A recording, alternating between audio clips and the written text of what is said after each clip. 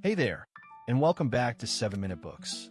I'm Sam, and today we're diving into Mary Beard's Civilizations. And honestly, this one had me questioning everything I thought I knew about history. Hey there, Sam. I'm so glad we picked this one. I mean, we all grow up with the story of civilization marching from Greece to Rome to us, right? And Beard just dismantles that whole narrative. Right? And she starts at the very beginning with cave paintings and the Venus of Willendorf. And I thought, okay, here we go, another book about ancient art. But she reframes it completely. She does. She says these early works weren't primitive attempts to look like the world. They were about capturing its essence, its power. It was visual magic, a way to control the uncontrollable. Yes, and that idea that art is a tool for shaping reality, not just mirroring it, that runs through the whole book.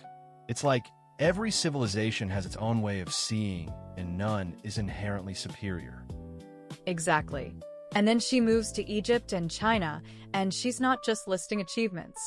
She's showing how their art reflects their deepest beliefs. The pyramids weren't just tombs. They were cosmic machines to ensure the pharaoh's journey to the afterlife.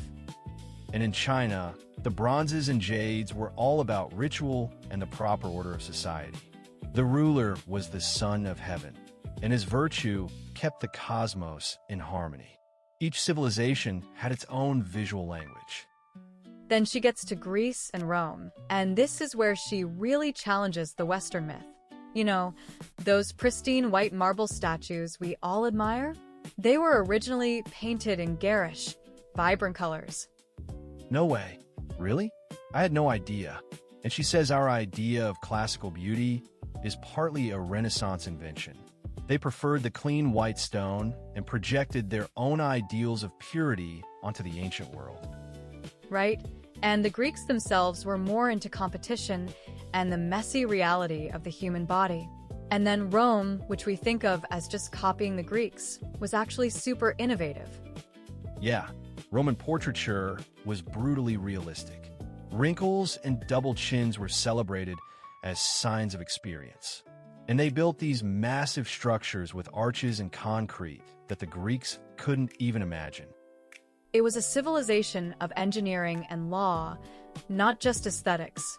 But then she turns to what the West called the other, and she treats the Aztecs and the Chinese with the same seriousness.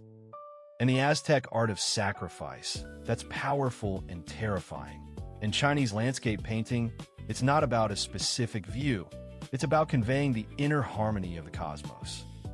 But the climax of the book, and the most original part, is when these worlds finally meet. The Spanish arrive in the Americas, and they are profoundly confused. They see Tenochtitlan, but they can't grasp its logic. They called the Aztec art idolatry and smashed it. It wasn't just a military victory. It was a failure of the imagination.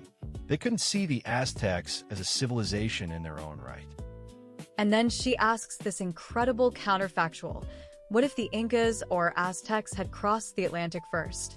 They had roads, record-keeping, a complex calendar. They just didn't have the geography or the tech to sail. So the dominance of the West was not inevitable. It was a historical accident. That's a wild thought. It makes you realize how fragile our own story is.